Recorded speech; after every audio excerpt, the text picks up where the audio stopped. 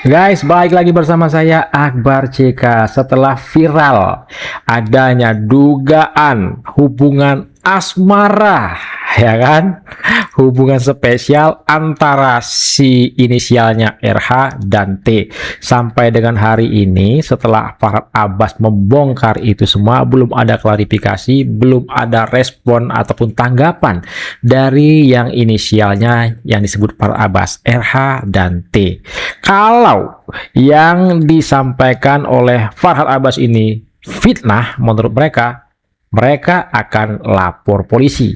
Kalau mereka nggak ada respon, nggak ada lapor polisi, apakah mungkin ini memang benar adanya? Silakan ketik di kolom komentar ya guys. Dan juga ini menarik nih, Roy Suryo nampaknya sudah mulai stres.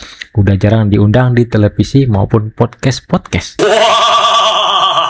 Dengan hasil yang luar biasa, 11.000 triliun persen palsu, ya 11.000 triliun. Saya sendiri hanya mengatakan 99,9, dia mengatakan 11.000 triliun persen. Tapi karakter ini memang sudah tahu, dalam dunia pemayangan memang ada yang namanya Sengguni. Oh, pengkhianat. Sengguni itu akhirnya berkhianat. Oh, ini Rismon nih maksud dia. Dari dalam. Dan kemudian apa? Dia bekerja sama dan bahkan memohon maaf, ya. Sowan kepada Petro. Tundo sujud kepada Petro. Sengkuni. Modar gue ya. Udah menyerah kalah. Bahkan tidak hanya itu.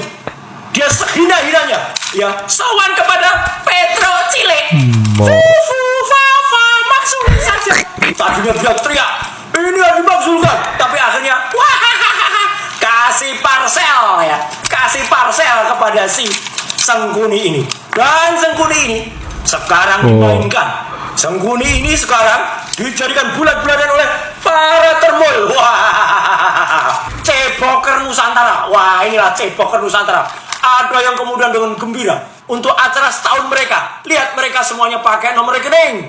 Dan kemudian aduh, parah banget. Mereka akan datang ke tempat Petro nanti ya. Kotanya Petro nanti pada tanggal 4. Waduh.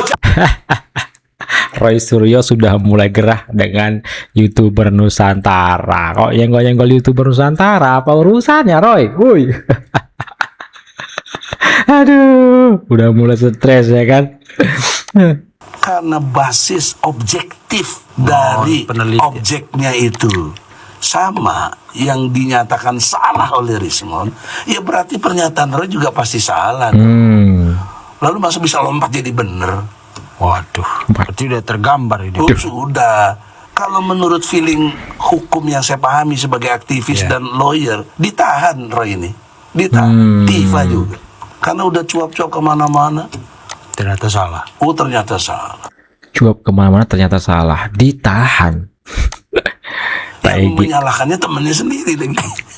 Dan mereka bersama-sama. Bersama. Nggak bisa dia kalau bilang. sama Bang Egy kan nggak bersama. Nggak bersama. Kalau ini emang trio banget. Dia numpang ke saya kok. Dia numpang kalau boleh jujur. Numpang tengah jalan. Numpang tengah jalan. Dia baru awal 2025 tuh sok-sok jago. Bang Egy udah sok jago. 2022. Roy sok-sok jago kata Egy. Gitu.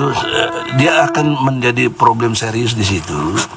Yang keduanya, kelakuan Roy sendiri tidak melalui proses pengadilan.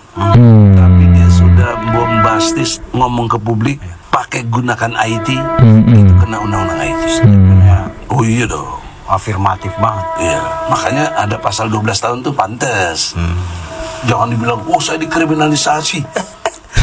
Ilmunya di mana kriminalisasi? Roy Suryo dari awal dia sadar bahwa dia tidak memiliki bukti bahwa Pak Jokowi menggunakan ijazah palsu. Dari awal dia melakukan tuduhan itu karena dia berharap dan dia yakin bahwa Pak Jokowi tidak akan mengambil langkah hukum. Itu yang Roy Suryo tahu dan sadari dari awal. Egy Sujana sama. Egy Sujana tahu bahwa dia tidak memiliki bukti Pak Jokowi itu ijazahnya palsu. Dari awal dia tahu. Tapi dia sama seperti Roy Suryo berpikirnya bahwa tidak mungkin Pak Jokowi, akan melapor dirinya. Karena seperti yang sudah-sudah banyak yang memaki, memfitnah Pak Jokowi gitu misalnya ya. Yang dilakukan oleh Roy Suryo dan Egy Sujana awal-awal itu kan asumsi ya, asumsi. Betul. Makanya kenapa misalnya kayak Roy Suryo ini dia tidak pernah berani ya melaporkan Pak Jokowi ke pihak kepolisian dengan bukti-bukti dia yang ada. Kenapa? Kenapa? Ya karena memang bukti-bukti yang mereka sampaikan itu tidak bisa untuk melanjutkan proses hukum. Makanya akhirnya Roy Suryo dan kawan-kawan bikin opini aja kan, bikin buku, bikin ini, sebarin informasi bahwa Pak Jokowi gini gitu kan. Jadi mereka sibuk gitu ke sana kemari, keluar daerah hanya untuk memframing gitu ya.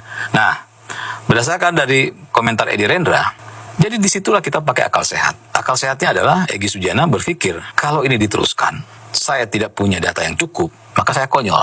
Begitupun Roy Suryo punya pemikiran yang sama. Yang membedakan adalah Egy Sujana gunakan akal sehatnya. Oke, sebelum terlanjur, saya harus hentikan ini.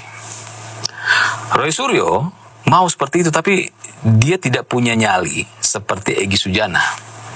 Dia tidak mau dihujat oleh kelompoknya. Gengsi. Dia lebih berani, dia berani Gengsi. untuk dihujat. Sedangkan Roy Suryo, dia tidak punya keberanian untuk dihujat, tapi dia ingin bebas. Makanya kalau Edi Rendra lihat potongan wawancara itu, saya lihat di sebuah podcast, Roy Suryo mengatakan bahwa dia memang berharap ada restoratif justice. Artinya apa? Secara akal sehat, Roy Suryo tahu bahwa dia harus keluar dari sini gitu. Dia harus selamat karena ancamannya lumayan. Cuma dia tidak punya nyali untuk dihujat oleh kelompoknya. Nah, jadi kalau berjuang itu jangan konyol. Kalau benar itu perjuangan, maka dan buktinya jelas, sampai kapanpun pasti dia akan lakukan. Roy Suryo pasti akan bilang, saya tidak mau restoratif justice, saya tidak mau pengampunan, saya mau sampai ke pengadilan. Oke, saya laporkan Pak Jokowi, tapi kenapa dia tidak mau sampai ke pengadilan?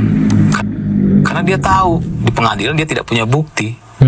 Dia tahu dia nggak punya bukti, maka dia tidak berani laporkan Pak Jokowi. Ya, jadi jangan konyol. Ini bukan perjuangan. Ini adalah salah jalan. Baik Egy Sujana sempat salah jalan, baik Roy Suryo sempat salah jalan. Tapi Egy Sujana akhirnya menyadari dan kembali ke jalan yang semestinya, sedangkan Roy Suryo terus melanjutkan perjalanan ke jalan yang tidak seharusnya. Keren analisa Bang Teddy Gusnaidi ya. Aduh, Roy Panci malu, gengsi ngikutin jejaknya Egy Sujana, jejaknya Rismond ya kan. Padahal nggak ada bukti. Mereka udah tahu dari awal nggak ada bukti kalau ijazah Pak Jokowi itu palsu. Intinya mereka itu cari panggung, cari tenar, menggoreng isu ijazah Pak Jokowi ini. Mereka berpikir Pak Jokowi tidak akan melaporkan mereka. Seperti yang sudah-sudah orang mengfitnah, menghina Pak Jokowi, nggak ada yang dilaporin. Ternyata kali ini duar dilaporin oleh Pak Jokowi, teriaknya kriminalisasi. Roy, nggak ada jalan untuk kembali gengsi, apalagi minta maaf Pak Jokowi. Nggak ada nyali. Gimana guys? Silahkan di komentar kalian di kolom komentar terkait video kita kali ini ya. Saya Barcika undur diri, jumpa lagi kita nanti di next video. Assalamualaikum, bye bye.